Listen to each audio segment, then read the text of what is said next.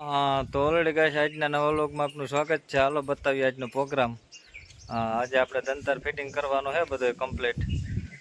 જો ઓખેરીને બેઠા અને કઈ રીતનું છે બધો પ્રોગ્રામ હાલો બતાવીએ. વાવેતર કરવા જવાનું છે આપણે. દંતાર ફિટિંગ અડધો થઈ ગયો છે. હાલો તો હવે બતાવીએ. તો ઓલરેડી ગાઈસ જો દાતા બતા છોડાવી કમ્પ્લીટ કરી નાખ્યું છે. જો આ છાટણીનું પાટિયું કાઢી નાખ્યું આપણે.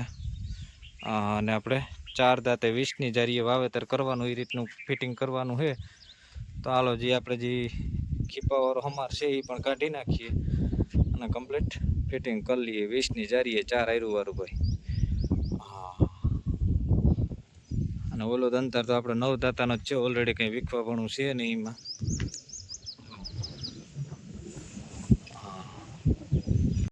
તો ઓલરેડી કહે છે આપણે પૂગી ગયા હતા માલદેભાઈ ત્યાં. માંડવીની પહેલી શરૂઆત કરવાની છે આપણે બીટી 32. તો હાલો તારીખ 12/5/2024ના રોજ વાવેતરનું શરૂઆત કરી દઈ.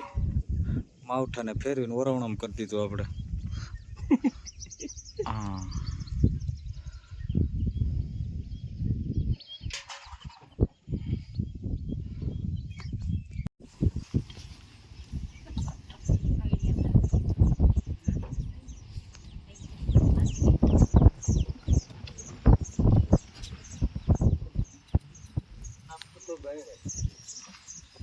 પવન હે ને વધારે.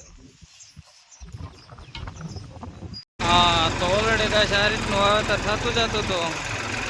20ની જારીએ 4 આયરું. બીટી 32 મગફળીનું વાવેતર. આ રીતનું આપણે અડધું પડું તો વાવી દીધું. અડધું પડું હજી બાકી છે. જો બાકા જે કે બોલતી જાય વાવેતરની અહીંયા શું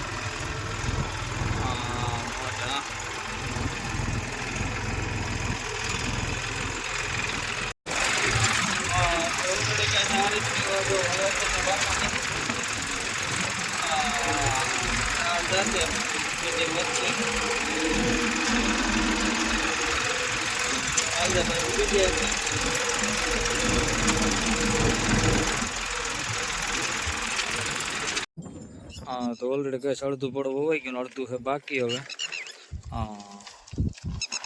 માંડવીના દાણા હાલો ખાના ભરાઈ જાય. ખાતર પૂરું થઈ ગયું છે. હાલો ખાના ભલે ફૂલ કરી અને પાછી શરૂઆત કરી ચાલુ કરી.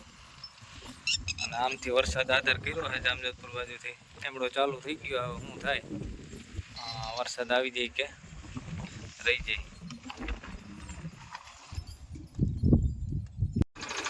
તો ઓલરેડી ગાઈસ આપણે વાવેતર કરતાં કરતાં થોડો ખૂણો રહ્યો છે અને ઓલી બાજુ ખૂણો રહ્યો છે અને આ બાજુ વરસાદથી મંડાણ કરી દીધું. હવે શું થાય ભાઈ જોઈએ. હાલો આપણે વરસાદ આવે કે રહી જાય.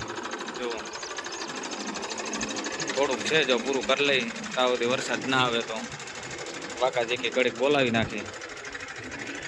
જો જામજોધપુર તો આવી ગયો છે વરસાદ. અહીંયા કંઈક ફૂગે.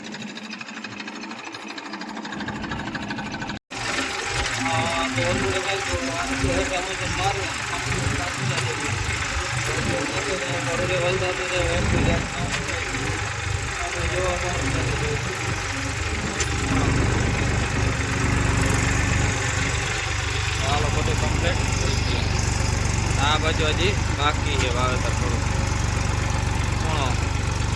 તો ઓલરેડી કહે છે આપણે માલદેભાઈ વાવતા હતા ને થોડુંક ઘટ્યું હતું બિયારણ.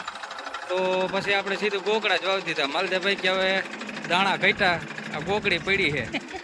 તો હાલો જુઓ ડાયરેક્ટ કોયલા વગરની માંડવી સીધી. હો ભાઈ, હવે ફોલ બોલની માથાકૂટ કંઈ રહે નહીં, સીધી માંડવી જ હોવાઈ જાય. જુઓ તો હાલો ખૂણો થોડોક બાકી છે તો સીધી મગફળી જ વાવી દઈ.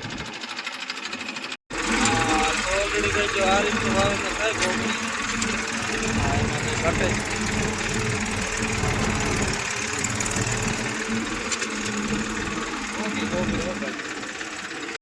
તો ઓલરેડી કઈ જો આખી માંડવીનું વાવેતર હાલે છે.